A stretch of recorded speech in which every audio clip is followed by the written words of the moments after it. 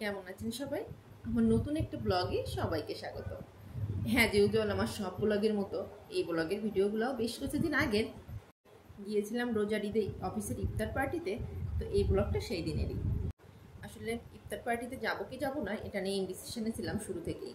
যেহেতু ছোটো বাচ্চা আছে, তো ছেলে অসুস্থ ছিল, ওর গায়ে জ্বর ছিল, এই জন্য আসলে ডিসিশন নিতে পারছিলাম না যে যাবো কি যাবো না।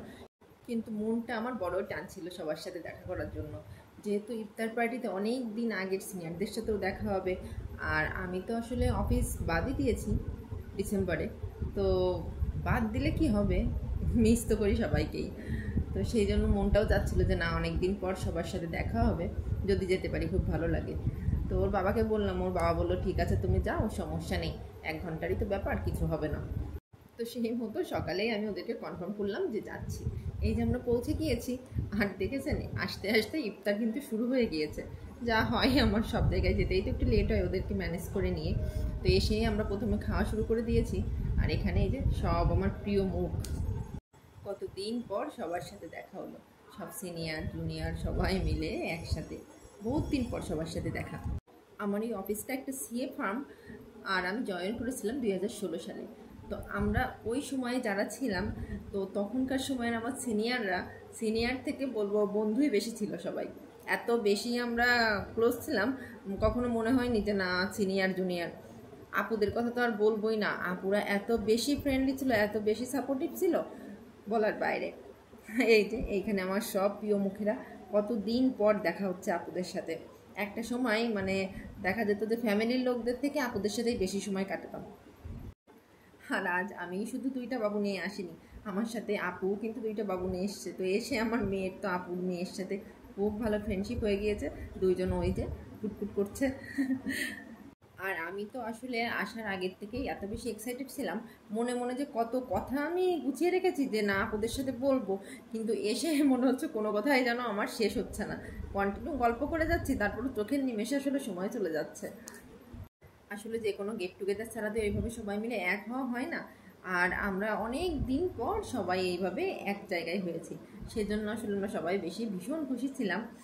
2016 সালে যখন আমি এই অফিসটা জয়েন করি, তখন আমাদেরকে ব্রিফ দেওয়া হয়েছিল এবং বলা হয়েছিল এটা পিনাকিয়ান কোম্পানি না, পিনাকিয়ান ফ্যামিলি। সত্যি we are family, and we mean it. আমার এই অফিসের মতো এত ভালো অফিসের এনভায়রনমেন্ট, আর স্যারদের কথা কি বলবো, স্যাররা আসলে সবাই এত ভালো, এরকম খুব কম অফিসেই দেখা যায়। আর এই যে ছবির, এনাকে তো আপনারা চিনতেই পারছেন, ও জয়া।